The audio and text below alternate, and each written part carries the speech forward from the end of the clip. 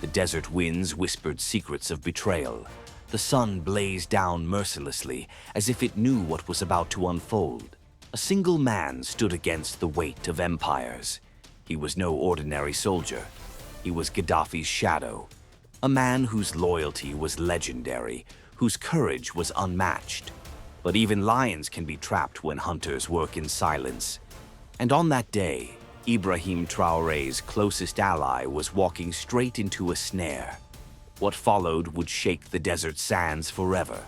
His name was never widely known. He wasn't a politician, nor a general in the spotlight. Yet behind closed doors, his presence was undeniable. Wherever Ibrahim Traoré went, he followed. He was Gaddafi's bodyguard, feared, respected, untouchable. Men whispered his name but never dared confront him. He was said to have eyes sharper than hawks, to sense danger before it even arrived. But even the strongest shields can shatter when struck at the right angle. And this time, the enemy knew exactly where to strike.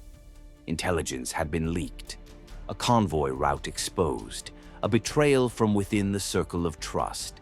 And waiting in the shadows were men who swore allegiance to no flag, mercenaries trained to break spirits, not just bodies. The bodyguard rode in silence, his eyes scanning the horizon, every grain of sand suspicious. Suddenly, silence turned into chaos. Gunfire split the air like thunder. Vehicles screeched. The ground trembled beneath exploding tires. His instincts flared. Shield Ibrahim. But in that moment, fate had other plans. A smoke grenade swallowed the desert. Visibility vanished. His ears picked up footsteps, not one, but many. He spun, firing into the haze. One target fell, but 10 more closed in. A blow struck from behind. His vision blurred. His weapon slipped from his hands. Then darkness. He awoke with hands bound. A bag over his head, sand pressing against his knees.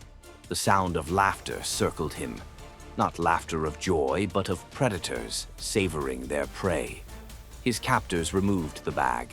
He blinked against the cruel sunlight.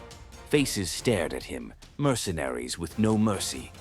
"So this is Gaddafi's lion," one sneered. "Let's see how long lions roar without air," the bodyguard spat in defiance. "You can kill me, but you cannot break me." His voice was steel, unshaken. The leader smirked. "We don't want to break you. We want to bury you." The men erupted in cruel laughter. His pulse quickened, but his stare remained unflinching. No fear, no surrender, only fire in his eyes. A pit had been dug, fresh sand piled beside it. The captors dragged him toward it. His boots scraped against the earth. Every step felt like a drumbeat of destiny. He stood at the edge, peering down into the grave prepared for him. "You will watch the sky close upon you," they hissed. They forced him inside. Sand clung to his skin. His chest rose and fell, steady, controlled. He refused to give them satisfaction. With shovels, they began covering him. The first layers were light, like mocking touches. But soon, the weight grew. His ribs strained, his breathing slowed. Grain by grain, the desert claimed him. His face remained calm, but inside his lungs screamed. He thought of Ibrahim. He thought of the cause they fought for. He thought of freedom. In the suffocating darkness, memories surged, training under Gaddafi's regime.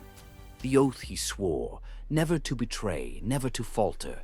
The faces of comrades lost, the weight of history on his shoulders. Each memory strengthened him. The more they tried to bury him, the taller he stood in spirit. He whispered under his breath, "You can cover my body, but not my soul." His tormentors heard nothing. They only saw the sand rising higher. His chest barely moved now. Air was scarce, but his resolve burned brighter than ever. He refused to beg. He refused to cry. He refused to die forgotten, just as the last shovelful of sand struck his face. Gunfire erupted again, not from the captors, but from the distance. Dust clouds rose as vehicles stormed in. Ibrahim Traoré had returned. He had tracked his bodyguard's trail. He had followed the whispers of betrayal. And now, fury guided his hands. Mercenaries scattered, bullets carved through the silence. The desert shook with vengeance. One by one, the captors fell. Their laughter turned into screams, their arrogance into fear. Ibrahim leapt from his vehicle. His boots pounded against the sand. He rushed to the pit. His men dropped their weapons, clawing at the dirt. Their hands bled as they dug. Time was slipping. Every second mattered. Finally, a gasp. Fingers broke through the surface. Hands grabbed him, pulling him free. His body was weak. His chest heaved for air, but his eyes still burned with defiance. He lived. Against all odds, he lived. The desert was silent once more. Bodies of mercenaries lay scattered. The sand that had tried to bury a man now bore witness to survival. Ibrahim knelt beside his bodyguard. Their eyes met. No words were needed. In that silence, trust was eternal. They had fought battles side by side before, but this battle was different. This was survival against death itself, and victory was theirs. The bodyguard, weak yet unbroken, whispered, "I told them. Lions never stop roaring." Ibrahim's lips curved into the faintest smile. The fight was far from over, but together nothing could bury their cause. News of the ordeal spread like wildfire. Men spoke in hushed tones about the man buried alive, a man who returned from the grave itself. His survival became more than a story, it became legend. Soldiers whispered his tale around fires. Children in villages repeated it with wide eyes. Enemies trembled at the thought of facing men like him. For how do you defeat someone who has already stared death in the face? His loyalty was no longer questioned. His courage no longer doubted. He became a symbol. This was not just about one man.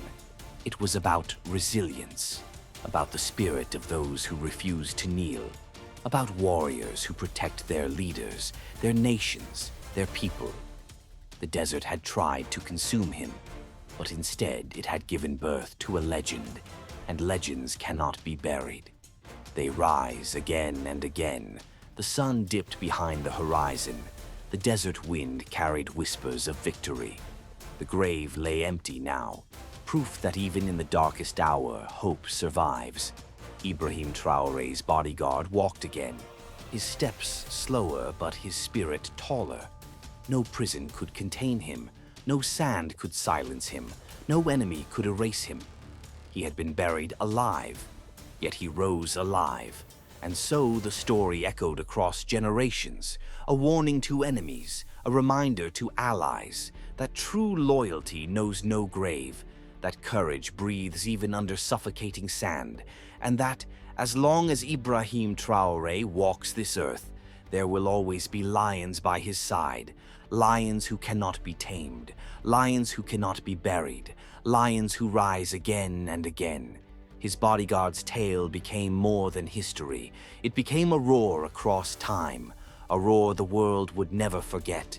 The desert is silent now, but if you listen closely, you can still hear the heartbeat beneath the sand. The heartbeat of a man who refused to die. The heartbeat of loyalty. The heartbeat of a lion. His name may never appear in history books, but his story lives in whispers. Whispers that ride the desert wind. Whispers of courage. Whispers of sacrifice. Whispers of survival. And every whisper says the same truth. You can bury the body, but never the spirit. The lion still roars, the legend still lives, and the world still remembers.